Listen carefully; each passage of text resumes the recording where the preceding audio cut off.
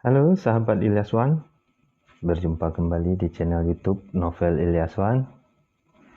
Kita lanjutkan membaca novel Keluargamu Bukan Keluargaku, bab 23, Pov Noval. Kamu jangan perhitungan sama adikmu sendiri, Noval. Nanti rezekimu sempit, bentak ibu yang membuatku langsung terdiam. Iya bu, nanti Noval transfer, balasku dengan sedikit jengkel. Setelah itu aku langsung mematikan sambungan telepon. Ponselnya aku lempar ke kursi samping. Rasanya ingin sekali bertemu dengan Kania, tapi ini masih jam makan siang. Dia pasti masih di kantor. Lebih baik aku ke rumah ibu saja. Sekalian aku mau minta solusi dari semua masalah yang aku hadapi sekarang. Aku segera memutarbalikkan mobil dan melajukan dengan kecepatan tinggi. Rasanya kepalaku hampir pecah memikirkan semua masalah yang menimpa. Aku juga tidak bisa menolak permintaan ibu dan Siska. Bagaimanapun, aku adalah anak laki-laki satu-satunya di sana. Mereka hanya bisa menggantungkan harapannya padaku. Jikapun ada Mas Seno, tetap saja tidak bisa diharapkan sama sekali. Karena hidupnya saja masih miskin dan melarat. Jangankan untuk memberikan untuk ibu dan Siska, untuk hidupnya saja kadang masih bergantung padaku. Aku sudah sering mengatakan pada Kania agar jangan sering-sering memberikan Mas Seno uang, karena mereka bukan abang kandungku. Hanya saja Kania keras kepala.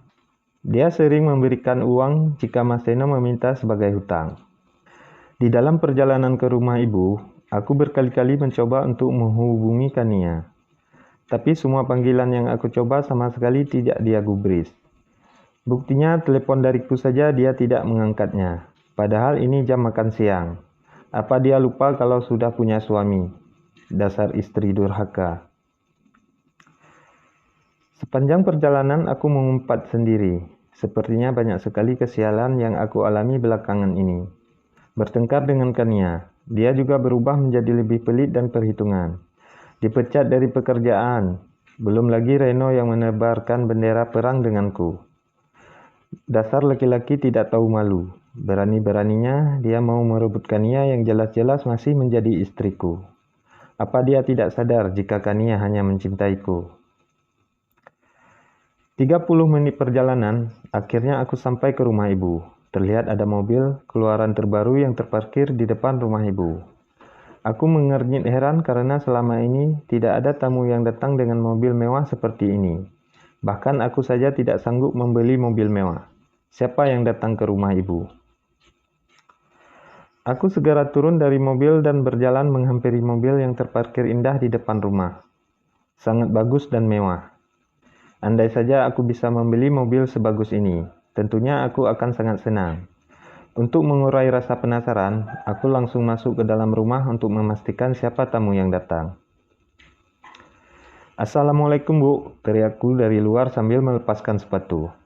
Waalaikumsalam, masuk saja nak, balas ibu juga dengan nada sedikit berteriak. Ibu sudah tahu betul dengan suaraku. Setelah melepaskan sepatu, aku pun masuk ke dalam rumah. Dan ternyata memang ada tamu yang datang. Seorang laki-laki yang berpenampilan rapi. Dia mengenakan jas lengkap dengan dasi.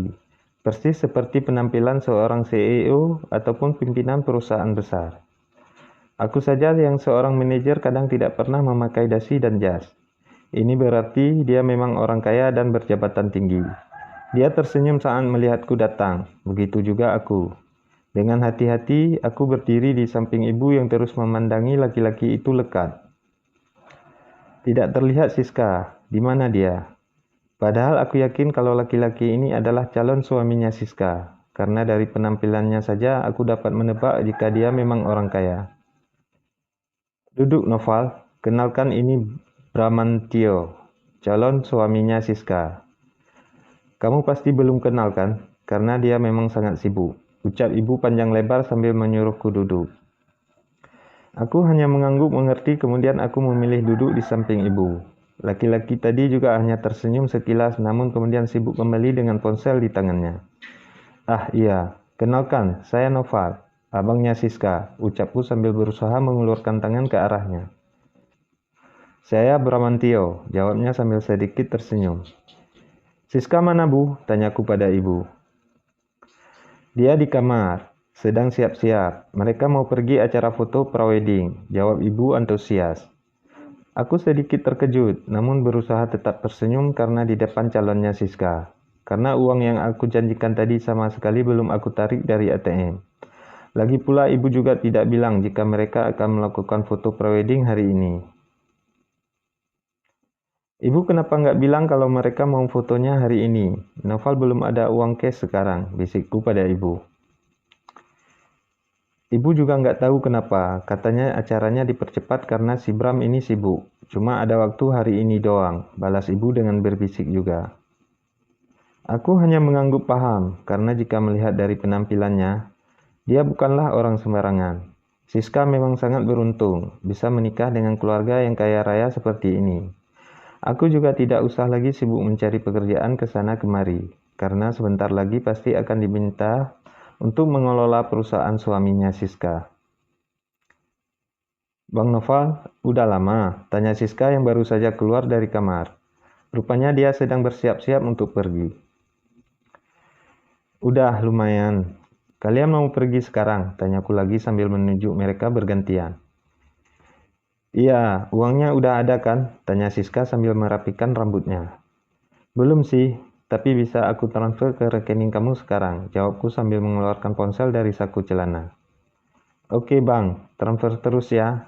Soalnya kami juga hari ini mau melakukan pembayaran catering sama uang dekor, ujar Siska lagi. Jadi kalian mau bayar sekarang juga? Uang baju seragam gimana? Tanya ibu lagi pada Siska. Itu aku bayar setengah aja dulu bu, kalau udah siap baru aku bayar semuanya, jawab Siska. Iya, kalian hati-hati di jalan, jangan ngebut-ngebut. Balas ibu lagi mengingatkan Siska dan calonnya. Iya bu, kalau gitu kami berangkat dulu ya, pamit Siska. Laki-laki yang bernama Bram itu segera bangkit dari duduknya. Dia menyalami aku dan ibu kemudian mengambil tangan Siska dan berjalan keluar. Aku dan ibu hanya bisa mengantar mereka ke depan pintu. Setelah mereka pergi, aku langsung masuk dan duduk lagi di tempat semula. Ibu juga melakukan hal yang sama denganku. Kamu kenapa pulang cepat, tumben? Tanya ibu yang membuatku menghentikan aktivitas. Padahal tadinya aku mau mengirim uang untuk Siska, tapi urung aku lakukan karena pertanyaan ibu barusan.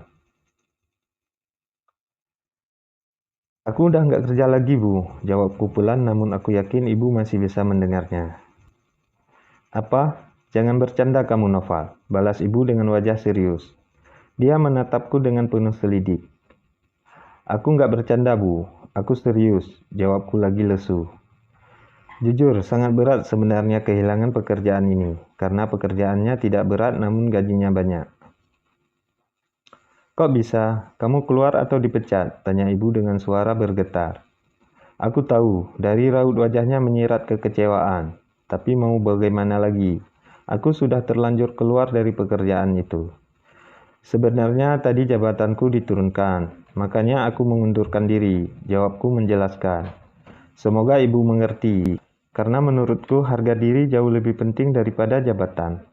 Memangnya kamu melakukan kesalahan apa? Kenapa bisa tiba-tiba begini? Seru ibu. Matanya sudah berkaca-kaca. Aku jadi merasa bersalah sudah cerita ke ibu. Jikapun aku tidak cerita, aku takutnya semakin banyak lagi permintaan yang aneh-aneh dari ibu.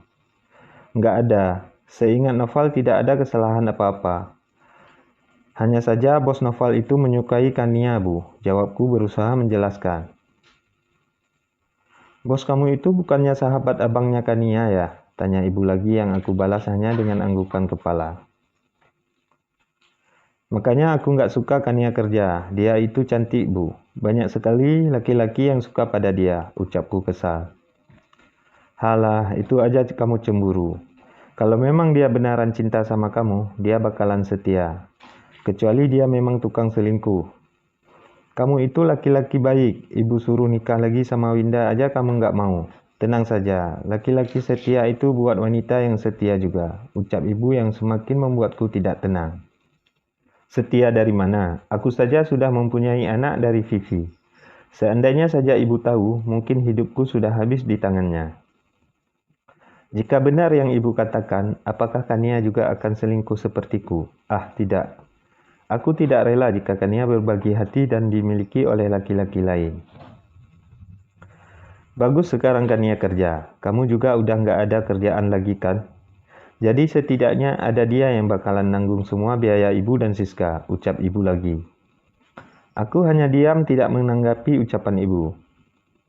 Setelah mentransfer uang untuk Siska, aku memilih untuk merebahkan tubuh di atas sofa. Pikiran melayang memikirkan sedang apa Kania sekarang. Kamu dengar nggak yang ibu bilang dari tadi? Tanya ibu dengan wajah memerah. Iya, aku dengar, balasku jengkel. Padahal aku sama sekali tidak fokus dengan ucapan ibu. Bilang sama Kania, gajinya harus kasih ke ibu setengah. Anggap saja itu sebagai bentuk pengabdiannya sebagai menantu, ucap ibu lagi. Iya. Kamu jangan lusuh begitu. Sebentar lagi juga kamu bakalan dapat pekerjaan yang lebih bagus lagi dari kemarin. Calon suaminya Siska itu nggak akan tinggal diam lah ngelihat abang iparnya menjadi pengangguran. Lanjut ibu lagi yang membuat jalan pikiranku sedikit terbuka. Kalau dilihat dari penampilannya dan juga mobil yang dia pakai, si Bram itu memang bukan orang sembarangan, Bu. Tapi kenapa dia tidak punya uang sama sekali untuk resepsi pernikahan mereka? Lagian orang tuanya juga nggak pernah datang kemari. Ucapku pada ibu yang sedang asik dengan ponsel pintarnya. Kalau menurut ibu nih ya, mungkin dia sengaja. Mau ngetes keluarga kita. Mau nggak kita keluarkan uang waktu dia sedang butuh? Gitu, balas ibu tanpa melihat ke arahku. Benar juga sih, masuk akal. Jadi dia kayak mengetes sifat keluarga kita. Ucapku menyetujui jawaban ibu. Ibu ngapain sih? Dari tadi senyum-senyum gak jelas. Tanyaku pada ibu yang masih fokus dengan layar ponselnya. Ini loh, Noval. Tadi ibu sempat berfoto Ria di depan mobilnya Bram. Jadi ibu taruh fotonya di status. Banyak sekali yang kagum dengan mobilnya. Kata salah satu teman ibu, harga mobil kayak gini itu miliaran. Jawab ibu sambil terus tersenyum. Siska memang tidak salah memilih calon suami, gumam ibu lagi.